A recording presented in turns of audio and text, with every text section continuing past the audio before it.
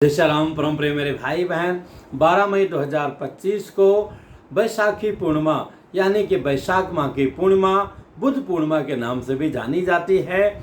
और इस दिन जो है सभी लोगों के लिए पूर्णिमा है, यानी कि जो लोग स्नान करते हैं, पूर्णिमा का दान करते हैं, व्रत करते हैं, भगवान श्री सत्यनारायण जी की कथा करते हैं, सभी लोगों के लिए 12 मई को है। और जो बुद्ध धर्मावलंबी हैं उनके लिए तो सर्वोत्तम तिथि है। अपने देश में नहीं, कई सारे देशों में ये बुद्ध पूर्णिमा विशेष रूप से मनाया जाता है। भगवान बुद्ध जी का जैसा अलग अलग परंपराओं में व्यवस्था है, जहाँ जैसी परंपरा हो, कुछ जगह अभिषेक इत्यादि किया जाता है, उनका ध्यान किया जाता है, जप किया जाता है, और विशेष करके मोमबत्ती इत्यादि दीपों से उनकी परंपरा अनुसार जगह जगह अलग अलग रूप में पूजा किया जाता है। अभी जो नेपाल में स्थित है कपिल वस्तु यानी कि लुम्बिनी, उन्हीं के जंगलों में इनकी जो माता है, बुद्ध की माता जो है मायावती देवी जो है, बुद्ध भगवान के प्राकट्य के पहले ही इसी पूर्णिमा के दिन, बैसाख माह की पूर्णिमा के दिन वहाँ पर वो रात्रि में शयन कर रहे थे फूलों की सैया पर, उस कानन में यानी कि जंगल में, और एक दिव्य तेज पूर्णिमा की रात्रि में ही उनके उदर में यानी कि गर्भ में आके समाहित हो गया। बाद में भगवान बुद्ध का अवतरण हुआ।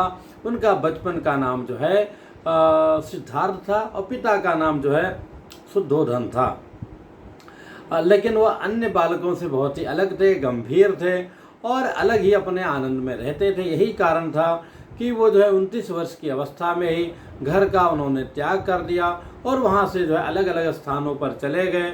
स्थानों में कई जगह का नाम आता है, जहाँ पर बोध गया में जाकर के उन्होंने 7 वर्षों तक अनवरत तपस्या किया और वहाँ से उनको दिव्य ज्ञान की प्राप्ति हुई। मैं तो ये कह सकता हूँ जो ज्ञान उनके अंदर था, जैसे भगवान श्री राम जी जो है विश्वामित्र जी के गुरुगृह गए पढ़न रघुराई, वो एक बहाना था। ऐसे यहाँ उस हम लोगों को शिक्षा देने के लिए 7 वर्षों तक वहाँ उन्होंने तपस्या किया, फलस्वरूप उनको ज्ञान की प्राप्ति हुई।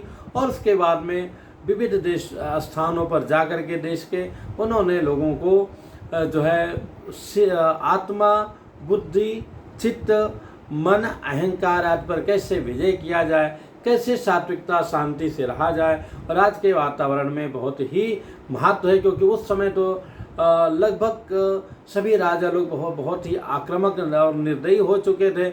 हर जगह मार काट की स्थिति बनी हुई थी, जैसे कि आज भी देखने को मिल रहा है।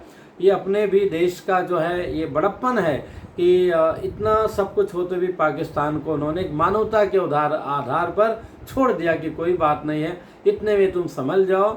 और नहीं तो जहां उनका परमाणु संस्थान वहां तक आपने जो है मिसाइलें जा चुकी थी, उसको नष्ट किया जा चुका था। और जो है 1-2 मिसाइल और दागनी होती उन स्थानों पर जहां पर परमाणु बम है और लाखों लाखों लोगों की हत्या हो जाती। उस भावना से भी अगर हम लोग दिखाएं भारतवासी, तो दया करके जो बुद्ध भगवान का संदेश है और युद्ध को विराम दे दिया गया, ये अंदर वाली बात है, हम लोगों की भावनाओं वाली बात है। तो ये बहुत ही महत्वपूर्ण पूर्णिमा है। और जो बुद्ध भगवान के अनुयायी हैं वो अपने देश के अलावा बहुत जगह पर हैं।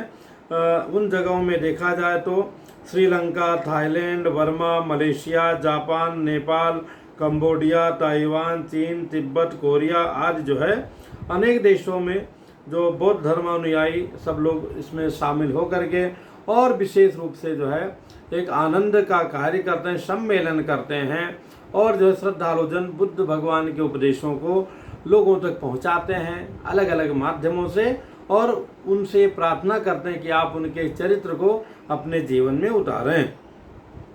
और इसी दिन जो है शाक्य मुनि का जन्म दिवस के रूप में भी माना जाता है और महात्मा बुद्ध को ज्ञान भी प्राप्त हुआ था। तो कई रूपों में देखेंगे तो जो बुद्ध पूर्णिमा है बहुत ही महत्वपूर्ण है। और मेरे भाई बहन, जो योग की क्रिया उसी का एक रूप है। तो भगवान बुद्ध का आज के समय में कलयुग मतलब कलयुग है, ताकि वो हमको शांति का, संतोष का, संतुष्टि की शिक्षा हमें उनसे प्राप्त होती है। तो मेरे भाई बहन, पुनः आप सभी लोगों को बुद्ध पूर्णिमा की बहुत बहुत शुभकामनाएं। जय श्री राम।